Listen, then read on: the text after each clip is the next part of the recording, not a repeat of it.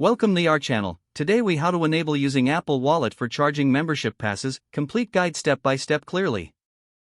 To enable Apple Wallet for charging membership passes, begin by ensuring you have the latest version of iOS installed on your device. Open the App Store and look for the app associated with your membership. Download and install the app if you haven't done so already.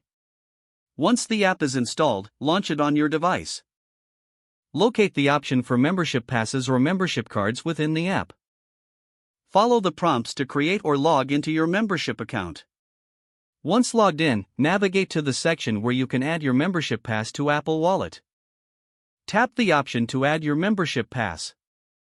You may need to enter your membership number or scan a QR code provided by the app. After entering the required information, confirm the details to proceed. A prompt should appear asking if you want to add the pass to Apple Wallet. Select Add to confirm this action. Open your Apple Wallet app to see if the membership pass has been successfully added. Once added, you can view your membership pass along with its details.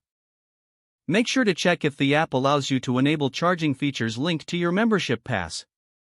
If charging options are available, enable them by following any additional on-screen instructions. You may need to verify your payment method if you haven't done so already. Ensure that your payment details are correct and linked to Apple Wallet. After setup, check for notifications regarding any membership-related charges within the app. Regularly update the membership app to ensure you have the latest features for Apple Wallet functionality. Now you can easily access and charge your membership pass using Apple Wallet. If the page does not load, refresh the browser or try again in a private or incognito window. Make sure you are using the correct email address, then retype it carefully to avoid small typos. If your password is not accepted, use the reset option and create a new strong password you can remember. Check your spam folder for verification or security emails, then complete any requested confirmation steps.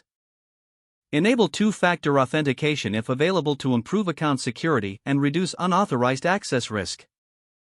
After signing in, review your profile details so your contact information and settings are accurate and current.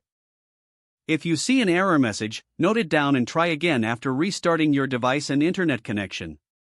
Don't forget to like this video and subscribe to our channel for more step-by-step tech guides.